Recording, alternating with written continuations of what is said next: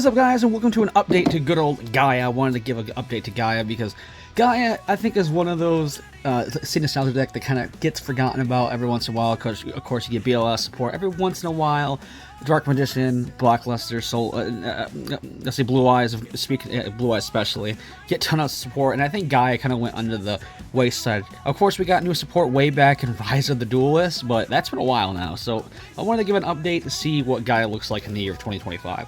So without further ado, let's just jump in. First off, Gaia, say First Night Origin. Basically, your free special summon, you can just send a level 5 or higher monster from your hand to the graveyard and special summon from the hand, so pretty good. And then you can banish this card from your graveyard, target one monster in the field whose attack is different from its original attack, and then its attack becomes. So it's a little niche stuff, and also counts as 2 tributes. So, but mostly you're in here. It's mostly just gonna be here for the special summon. So you can special summon. We have Lord Gaia, the Fierce Knight. This is your Cyber Dragon for the deck. If your opponent controls more a monster and you don't, special summon it, and it's pretty cool. So another body on board. And then of course we have Gaia, the Magical Knight. Pretty interesting card. If you control the monsters and your opponent controls the monster, you can just say normal summon this card without tributing. So pretty niche in that way. Then if he's normal or special, you can summon a level 5 dragon monster from your hand or graveyard. If it was the deck, it'd be better. But honestly, it's Gaia. It always gets kind of like the meh ones. Then of course, Soldier Gaia, the Fierce Knight. Kind of like the big in-deck boss monster, even though we go in more fusion. You can quick effect, tribute a dragon, fusion, special summon him from the hand. So pretty neat that way. And if he is special summoned by any ways, you can target one attack position monster in the field and change the defense position. And then you contribute this card and add a level 7 or higher warrior monster from your deck to your hand. So pretty niche in that way. And of course we have one normal guy, the First Knight, because I want to say run OG. I always love running an OG if I can. So and I love the alternate art for him as well. And then one Swift Guy, the Fierce Knight. Basically just another Gaia name, and if he's the only card in your hand, you can just normal summon him without tributing. So he does come up sometimes, depending on how the game goes and how grindy it gets. But mostly he's just in here for another Gaia name. But that's it for like the Gaia stuff. Now we're into like the main normal summon is of course your Artillery Catapult Turtle.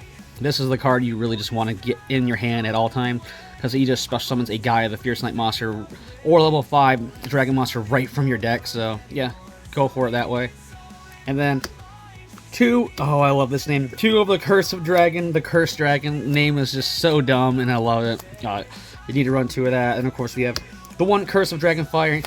Mostly in here just because it's a fusion spell, basically. It can be a fusion, so. And that's also, you can pop a field spell, but that never really comes up, so. And it can come up sometimes. That's it for the Gaia monsters, like the Gaia engines monsters. Now we're onto the spells. 2 Spiral Fusion, the fusion spell for the Archetype. Of course, we have good old Spiral Spill Strike, searchable. It's pretty niche, pretty good though. It allows you to just do piercing, so pretty interesting that way. And also you can draw 2 cards and discard 1. Galloping Gaia, and also to round out 1 Spiral Reborn and 1 Spiral Discharge to round out like our Gaia cards themselves. So now we're gonna go on to like the non-engine and supporting engine, and I think this card is pretty nuts with it. Keeper of Dragon Magic, being able just to discard a card and add any poly or fusion normal spell from the deck. Pretty normal, so it gets your fusions, plays, and all that stuff going. So then also you can reveal a fusion monster from the extra deck. Special summon one of the fusion materialist monsters whose name is specifically listed on that monster, so you can instantly get a Gaia out or something like that, or say from your graveyard to help recur your play. So yeah. And of course we have the one Dark Magician, because we do run the Gaia Dark Magician fusion, because it actually is pretty good and I really like it. And just being able to get to Dark Magician in some certain ways is not that bad. Next, 2 poly. This deck's all about fusion, and if you're not, like, say, fusing, the deck's really not doing nothing. Next, of course, we have the 2 ready fusion and the 1 instant fusion. I'll talk more about why I run these in the extra deck, because to access the Synchro monster of Gaia, then the new fusion, the big boss fusion, so yeah. So, and now on to like the hand trap non-engine lineup. These are all 2 of us because it will give you an idea of what you can run. So of course we have the 2 Ash. This is like your generic standard stuff. 2 Droplet, because honestly, if you want to break boards and push for game, this is how you do it. 2 Dark Ruler no wards. The same concept, except for you're not going to be doing damage. So it's just a way to help break boards, because Gaia is good at doing that. Triple Tactics Thrust, being able to search out any of your normal spell or traps is pretty good. And of course we have 2 talents to protect from being hand trapped. Now, Again, depending on how your playstyle is and depending on what you're taking this to, any of these can be 3 of. So, but these are like my opinion on what cards are the best in this deck. Now on to the extra deck. Generic stuff.